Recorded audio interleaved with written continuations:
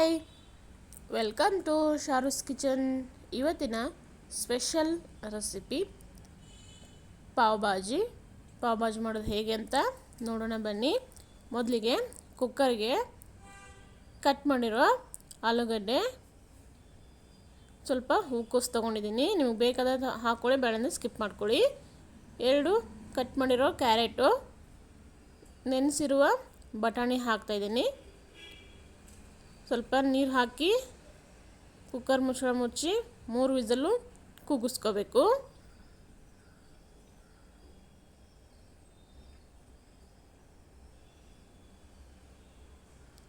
ಇವಾಗ ರೆಡಿಯಾಗಿದೆ, ಕುಕ್ಕರು ಕೂಲಾಗಿದೆ.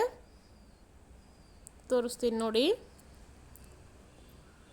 ಇವಾಗ ಇದರಲ್ಲಿರೋ ನೀರೆಲ್ಲ ತೆಗೆದು ಸೋಸ್ಕೊಂಡು ನಂತರ ಆಲೂಗಡ್ಡೆ ಸಿಪ್ಪೆ ಎಲ್ಲ ತೆಗೆದು ಚೆನ್ನಾಗಿ ಸ್ಮ್ಯಾಶ್ ಮಾಡಿ ಇಟ್ಕೋಬೇಕು. ಇವಾಗ ತೋರಿಸ್ತಾ ಇದ್ದೀನಿ ನೋಡಿ, ಈ ಥರ ಎಲ್ಲನೂ ಸ್ಮ್ಯಾಶ್ ಮಾಡಿ ಇಟ್ಟಿದ್ದೀನಿ. ಇವಾಗ ಮತ್ತೆ ಒಂದು ಮಿಕ್ಸಿ ಮಾಡ್ಕೋಬೇಕು. ಮಿಕ್ಸಿ ಜಾರ್ಗೆ ಒಂದು ಕ್ಯಾಪ್ಸಿಕಮ್ನ ಕಟ್ ಮಾಡಿರೋದು ಹಾಕಿ, ಬೇಯಿಸಿರುವ ಬಟಾಣಿ ಸ್ವಲ್ಪ ಹಾಕಿ ಇದನ್ನ ನುಣ್ಣಗೆ ಪೇಸ್ಟ್ ಮಾಡ್ಕೋಬೇಕು. ಇವಾಗ ಇಷ್ಟು ತೋರಿಸ್ತಾ ಇದ್ದೀನಿ ನೋಡಿ, ಇಷ್ಟು ನುಣ್ಣಗೆ ಪೇಸ್ಟ್ ಆದರೆ ಸಾಕು. ಮತ್ತು ಒಂದು ಪಾತ್ರೆ ಇಟ್ಟು ಇದಕ್ಕೆ ಸ್ವಲ್ಪ ಎಣ್ಣೆ ಹಾಕಿ 1 ಸ್ಪೂನು ಬೆಣ್ಣೆ ಹಾಕಿ, ನೀವು ಎಣ್ಣೆ ಬೇಡ ಅಂದರೆ ಬೆಣ್ಣೆಯಲ್ಲೇ ಮಾಡ್ಕೋಬೋದು. ಇದು ಸ್ವಲ್ಪ ಈ ಥರ ಬಿಸಿ ಆದಮೇಲೆ ಬೆಣ್ಣೆ ಎಲ್ಲ ಕರಗಿದ ಮೇಲೆ ನೋಡಿ, ಈ ಥರ ಚಿಕ್ಕದಾಗಿ ಕಟ್ ಮಾಡಿರೋ ಈರುಳ್ಳಿ ಹಾಕಿ, ಈರುಳ್ಳಿ ಚೆನ್ನಾಗಿ ಫ್ರೈ ಮಾಡ್ಕೊಳ್ಳಿ. 1 ಸ್ಪೂನು ಶುಂಠಿ ಬೆಳ್ಳುಳ್ಳಿ ಪೇಸ್ಟು, ಇದು ಹಸಿ ವಾಸನೆ ಹೋಗೋವರೆಗೂ ಚೆನ್ನಾಗಿ ಫ್ರೈ ಮಾಡ್ಕೊಳ್ಳಿ. ಮತ್ತು ಒಂದು ಕಟ್ ಮಾಡಿರೋ ಕ್ಯಾಪ್ಸಿಕಮ್ಮು,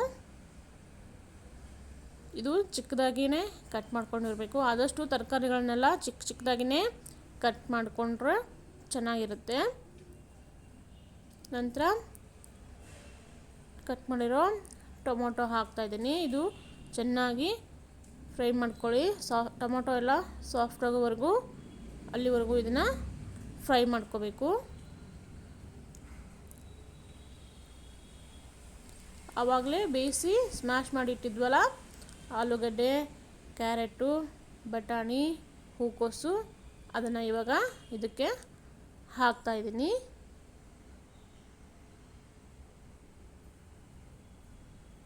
ಹಾಕಿ ಚೆನ್ನಾಗಿ ಮಿಕ್ಸ್ ಮಾಡ್ಕೊಳ್ಳಿ.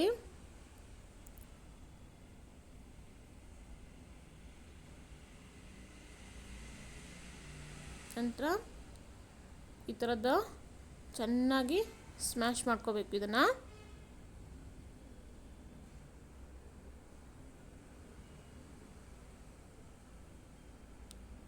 ಇದು ಸ್ಮ್ಯಾಶ್ ಮಾಡ್ಕೊಂಡಿದ್ಮೇಲೆ ಮಿಕ್ಸಿ ಮಾಡಿರೋ ಪೇಸ್ಟ್ ಹಾಕ್ತಾಯಿದ್ದೀನಿ.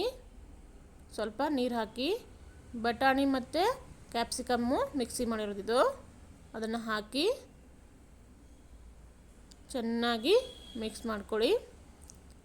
ನಂತರ ಮತ್ತೆ ಸ್ವಲ್ಪ ನೀರು ಹಾಕ್ಕೊಂಡು ಚೆನ್ನಾಗಿ ಕಲಸಿ, ಇವಾಗ ಇದಕ್ಕೆ ಸ್ವಲ್ಪ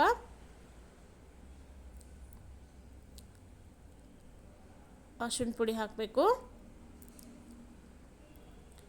ಮತ್ತು ರುಚಿಗೆ ತಕ್ಕಷ್ಟು ಉಪ್ಪು. ನಾನು 2 ಸ್ಪೂನು ಅಚ್ಚ ಖಾರದ ಪುಡಿ ಹಾಕ್ತಿದ್ದೀನಿ. ನಿಮ್ಮ ಖಾರಕ್ಕೆ ಎಷ್ಟು ಬೇಕು ನೋಡಿ ಅಷ್ಟು ಹಾಕ್ಕೊಳ್ಳಿ. ಮತ್ತು 1-2 ಸ್ಪೂನು ಪಾವ್ ಭಾಜಿ ಮಸಾಲ ಹಾಕ್ತಾಯಿರೋದು.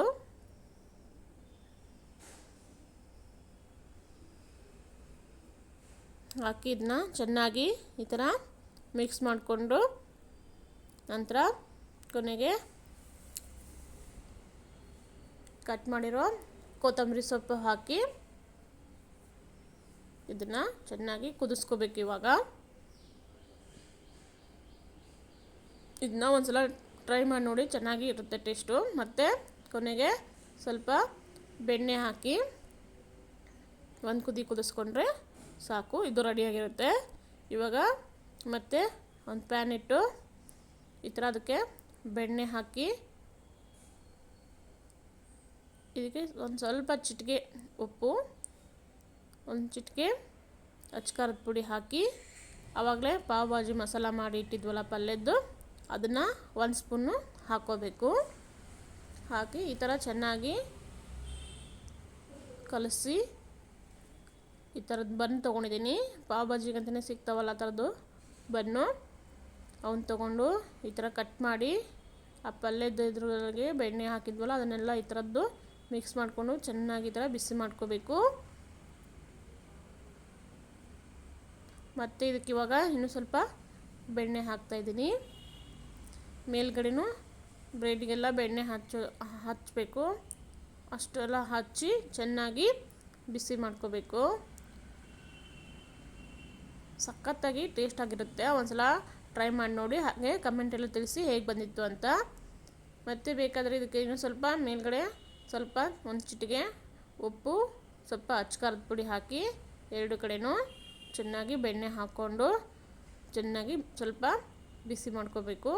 ನೋಡಿ ಈ ಥರ ಚೆನ್ನಾಗಿ ಬೆಣ್ಣೆಯಲ್ಲೇ ಬ್ರೆಡ್ಡು ಚೆನ್ನಾಗಿ ಬಿಸಿ ಆಗಬೇಕು.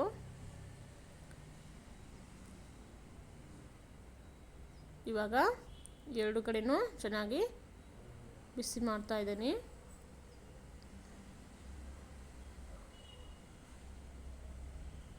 ನೋಡಿ ಇವಾಗ ಇದು ರೆಡಿ ಆಯಿತು. ಒಂದು ಪ್ಲೇಟಿಗೆ ಸರ್ವ್ ಮಾಡ್ತಿದ್ದೀನಿ. ಇದನ್ನು ಮೇಲ್ಗಡೆ ಈರುಳ್ಳಿ, ಸ್ವಲ್ಪ ಕೊತ್ತಂಬರಿ ಸೊಪ್ಪು, ಸ್ವಲ್ಪ ಬೆಣ್ಣೆ, ಲಿಂಬೆಹಣ್ಣು ಹಾಕ್ಕೊಂಡು ತಿಂದರೆ ಚೆನ್ನಾಗಿರುತ್ತೆ. ಹಾಗೆ ಈ ವಿಡಿಯೋ ಇಷ್ಟ ಆದರೆ ಲೈಕ್ ಮಾಡಿ, ಶೇರ್ ಮಾಡಿ, ಸಬ್ಸ್ಕ್ರೈಬ್ ಮಾಡಿ. Thank you.